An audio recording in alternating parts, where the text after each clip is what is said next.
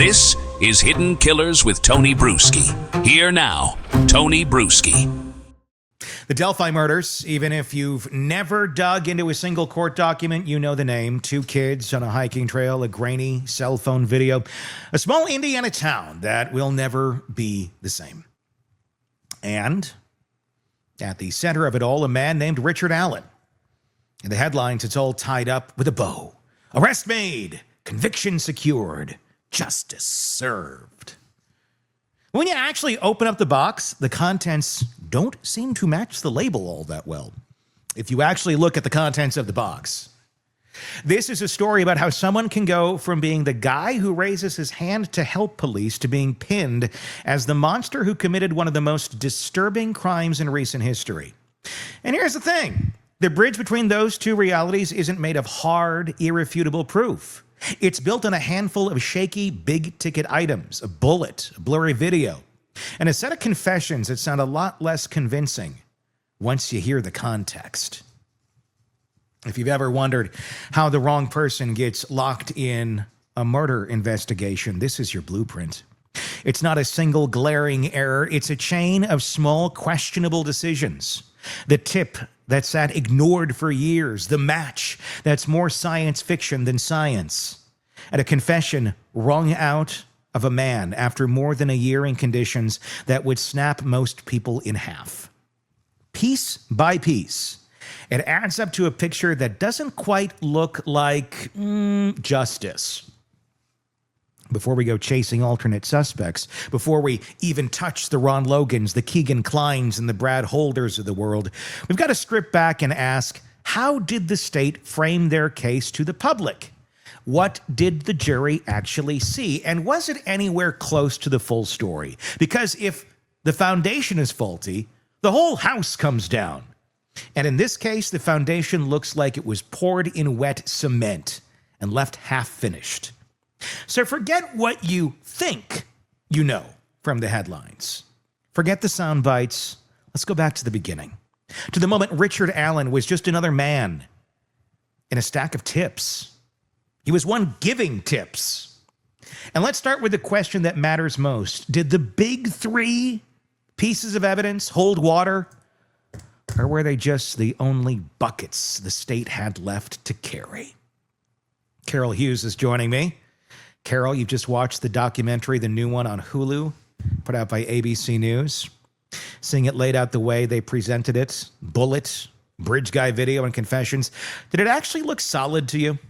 I'm one of those people who was familiar with the story, but I learned a lot from that. I thought the documentary was very well done. Yeah, it was. And it really starts to give you, I think, a sense of what this case is all about. So it's worth watching. If you really want to go deep into it, just search Delphi Murders, or Delphi, really. Just do that search on our channel, on the podcast platform, or on YouTube, and you'll find a lot. Hundreds of videos where we dive super deep into all of this.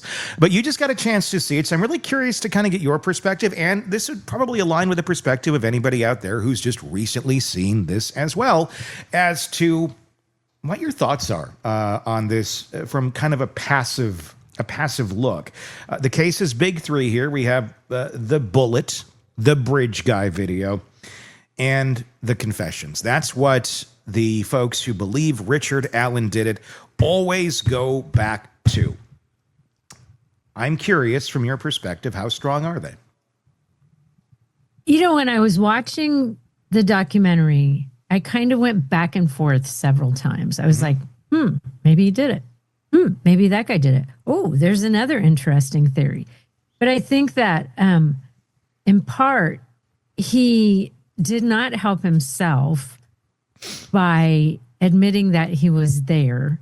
And the thing is that he might have admitted that, called it in, saying, I was there. Maybe I saw something. Well, let me just, I don't want to even speculate on what he might have done. I want to tell you exactly what he did, so other people don't go and go, well, maybe he did that, because he didn't. So I'm going to stop you. I don't want to mean to be rude or anything, but I'm going to stop you on any speculation that I know is just false. No, you know way more about this case than me. Because that's how a lot of people think about this thing. Well, maybe he'd like, let's just stop it there. So people, and one doesn't just think that, because there's so many mistruths about that. At the very beginning of this, yes, he was out hiking there that day.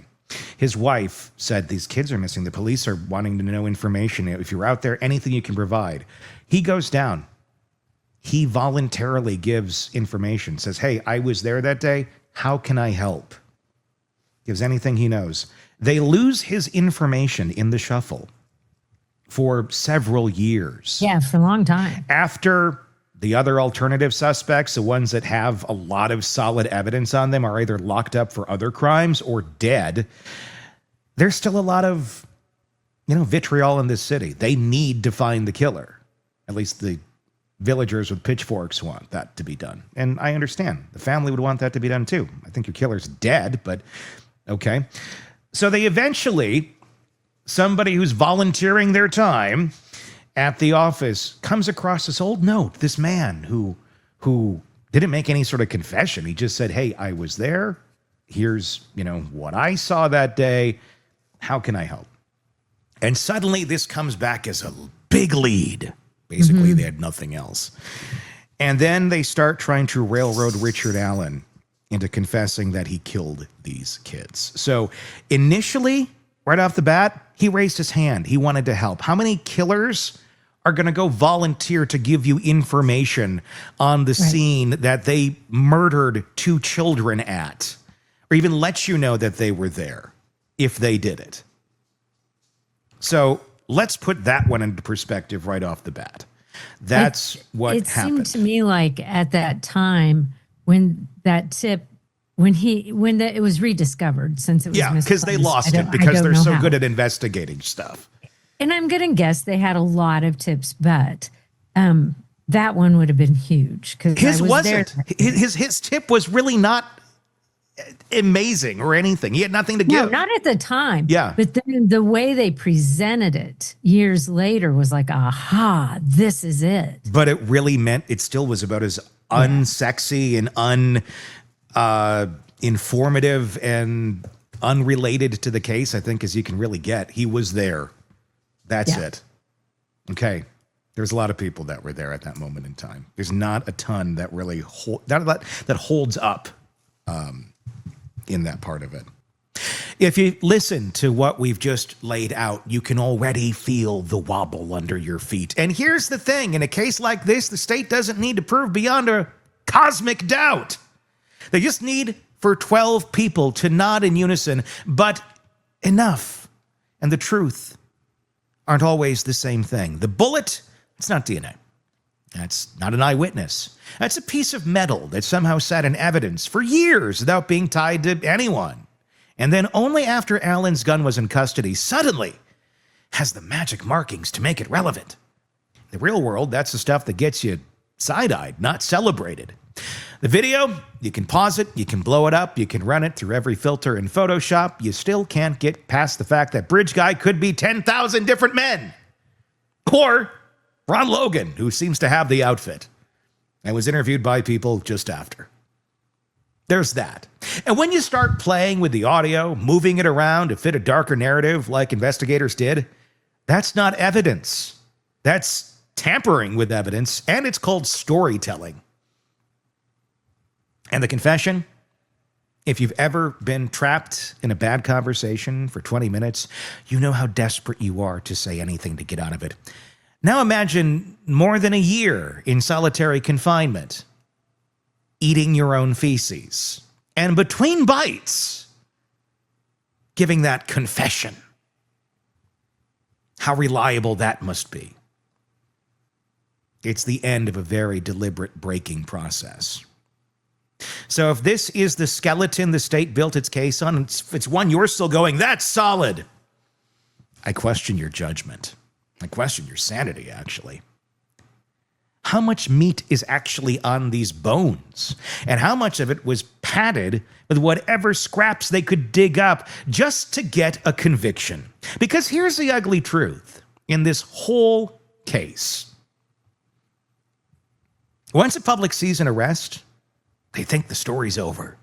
But the real question is, did they get the right person? Or just the most convenient one? And in Delphi, convenience seems to have been in short supply until Richard Allen raised his hand.